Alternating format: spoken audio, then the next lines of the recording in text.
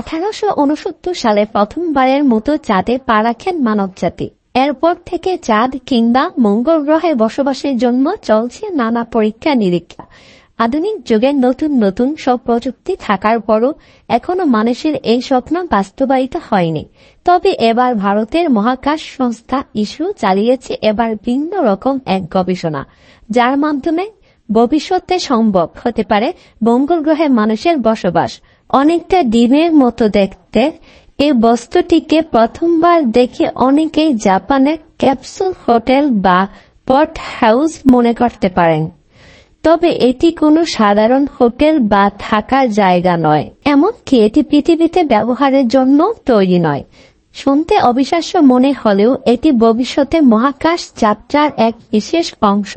Habitat 1 বা HAB-1 হচ্ছে ভারতের মহাকাশ সংস্থা ইসরোর প্রথম অ্যানালগ মিশন। অ্যানালগ মিশন হচ্ছে মহাকাশের কঠিন পরিস্থিতি অনুকরণ করে একই পরিস্থিতি পৃথিবীতে সৃষ্টি করে মহাকাশচারীদের প্রস্তুত করা। ভারতের লাদাখে উঁচু হিমালয় পর্বতে হ্যাবিটেট 1 মিশনটি চালানো হয়েছে।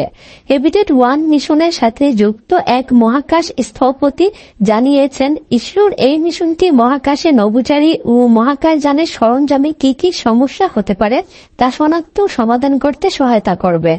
মঙ্গল গ্রহ কিংবা চাঁদকে অনুকরণ করার জন্য লাদাখকে নির্বাচিত করা হয়।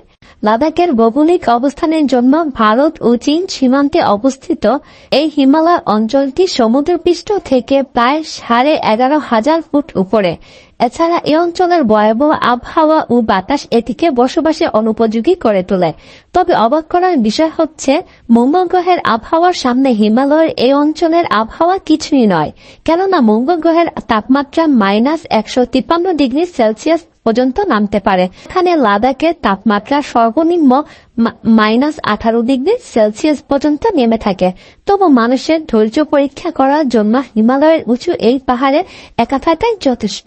চাঁদ বা মঙ্গল গ্রহে বসবাসের জন্য জায়গা খুবই সীমিত থাকে, তাই তো এসব বিষয় মাথায় রেখেই হ্যাবিটেট 1 তৈরি করা হয়। হ্যাবিটেট 1 স্পেস গ্রেড টেফলন দিয়ে তৈরি, যেখানে মহাকাশের ভয়াবহ তাপমাত্রা ও রেডিয়েশন সহ্য করার জন্য এটির মধ্যে বিশেষ ফোম ব্যবহার করা হয়েছে। মহাকাশে থাকা, খাওয়া ও ঘুমানোর জন্য একটি বেডরুমও রয়েছে। বেঁচে থাকার জন্য প্রয়োজনীয় জিনিস এবং কিট রাখার জন্য স্টোরেজ স্পেসও আছে। রান্নার জায়গা সহ এটাতে আছে বিশেষ একটা টয়লেটও। মূলত ছোট এই স্থানে 3 সপ্তাহ অবস্থান করে ভারতের নভোচারীরা মঙ্গল কিংবা চাঁদে থাকার প্রস্তুতি নিচ্ছে। এখন প্রশ্ন হচ্ছে, চাঁদ কিংবা মহাকাশ নিয়ে ব্যস্ত ভারতের ইসরোকে তাহলে খুব শীঘ্রই মহাকাশ নভোচারী পাঠানোর পরিকল্পনা করছে? বর্তমানে এই প্রস্তুতি ইসরো আগামী গাগনে মিশনের জন্য, যেখানে ভারতের লক্ষ্য আগামী বছর 3 দিনের জন্য পৃথিবী থেকে 400 কিলোমিটার উচ্চতায় 3 নভোচারীকে পাঠানো।